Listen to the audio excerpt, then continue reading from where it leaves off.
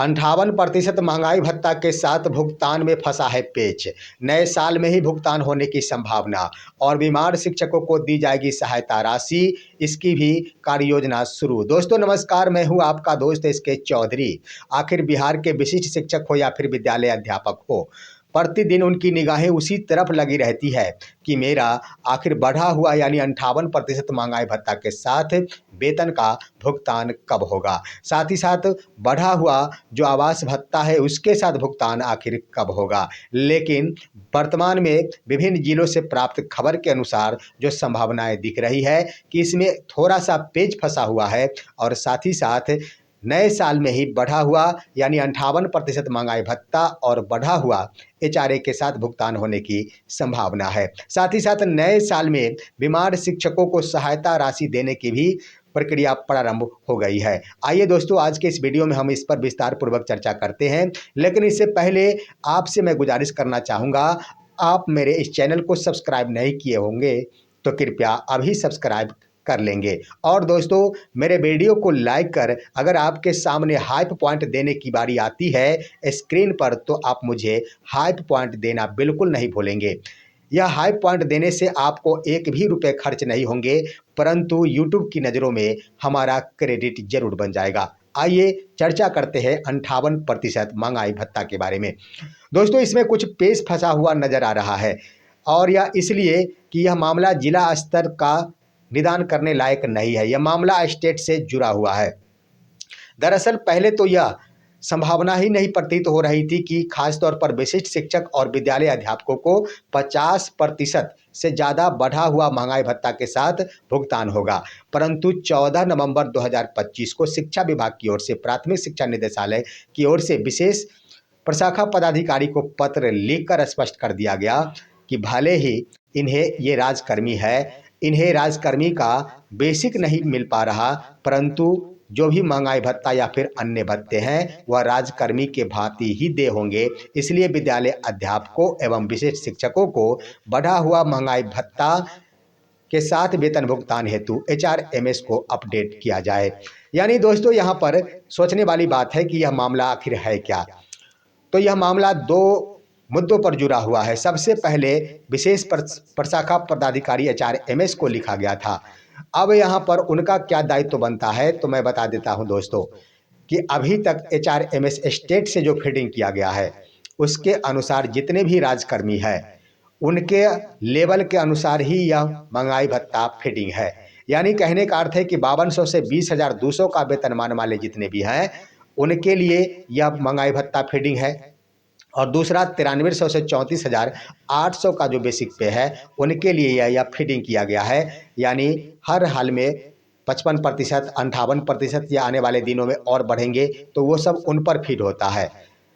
और यहाँ पर ज्यों ही ये वर्तमान का बेसिक पे चाहे 31,000 रुपये, 31,670 रुपये या फिर 32,000 रुपये, ये सब अगर बेसिक पे सामने आते हैं तो वहाँ पर यह अपडेट ही नहीं हो पाता है या डीए अपडेट ही नहीं हो पाता है, यानी 50% से आगे बढ़ता ही नहीं है। तो यहाँ पर एचआरएमएस राज्य मुख्यालय के ऊपर यह दायित्व सौंपा गया है कि आप ये सब बेसिक पे भी फीड करें। यानी कहने का अर्थ हुआ कि विशिष्ट शिक्षकों के लिए जो इंडेक्स है उसे भी फीड किया जाए। तमाम विशिष्ट शिक्षक के कोटि 1 to 5, 6 to 8 या फिर 9th 10th या फिर +2 के जो भी शिक्षक हैं उनका जो इंडेक्स है वो फीड किया जाए।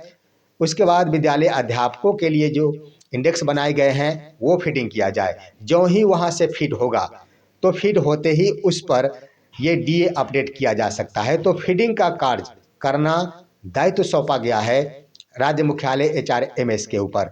तो आपको मैं बता देना चाहूँगा कि अभी तक इससे पहले देखेंगे तो अपडेट करने के लिए 6 महीना लगा था। 6 महीने बाद भी अपडेट नहीं कर पाया गया था राज्य मुख्यालय एचआरएमएस की ओर से।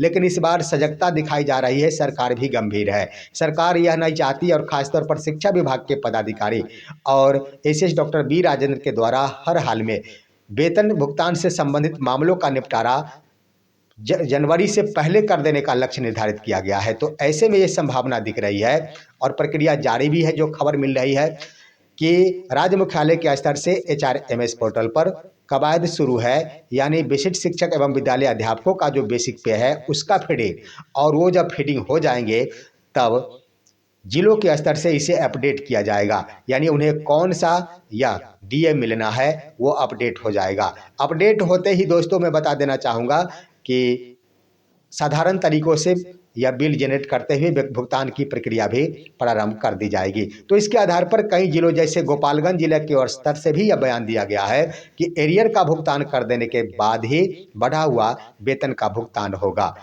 और यहाँ पर एरियर का भुगतान के मामले में कई शिक्षकों की ओर से यह बातें की जा रही है कि जो नियोजित शिक्षकों का एरियर है वह बढ़ा हुआ डीए के साथ होना चाहिए।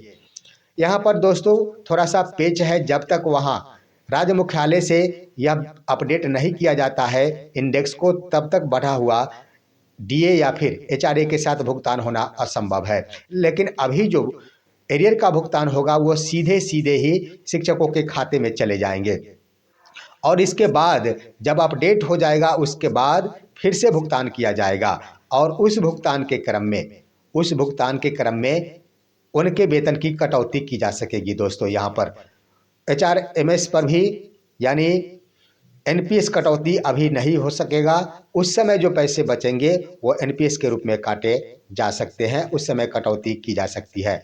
क्योंकि अभी देखेंगे ये भी संभावना बन सकती है कि अभी भी काटा जा सकता है, लेकिन जो सूचनाएं प्राप्त हो रही है उसके अनुसार अंतिम में जो शेष बचा हुआ है उसके आधार पर ही एनपीएस की कटौती की जाए। देखना है आखिर क्या कुछ होता है, लेकिन इतना जरूर है कि दिसंबर महीने का वेतन का भुगतान जनवरी में जो होगा वह बढ़ा हुआ 58% और बढ़ा हुआ महंगाई भत्ता की दर से होने की प्रबल संभावनाएं हैं, और शिक्षकों के वेतन से संबंधित सारी समस्याओं का निदान कर दिया जाएगा। वहीं पर दोस्तों एक बड़ी खबर आपको मैं बता देना चाहूँगा कि वैसे बिहार के शिक्षक जो बीमार हैं उनके लिए एक बड़ी पहल की गई है, और यह पहल बिहार विद्यालय परीक्षा समिति की ओर से की गई है।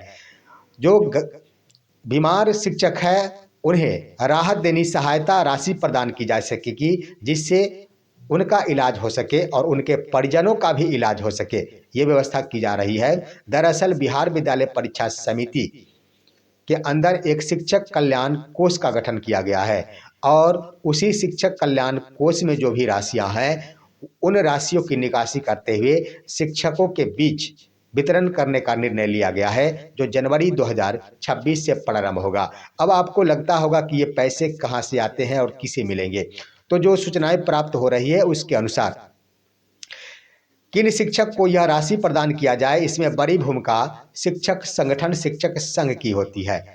ऐसा इसलिए कि वो जो शिक्षक कल्याण कोष का गठन किया गया है उसमें पैसे जमा किए जाते हैं शिक्षक संगठन की ओर से ही। आपको याद दिला देना चाहूँगा कि बचपन में आप रहे होंगे तो विद्यालय के प्रधानाध्यापक के द्वारा बच्चों से 1-1 रुपए लिए जाते थे 5 सितंबर को शिक्षक दिवस के अवसर पर।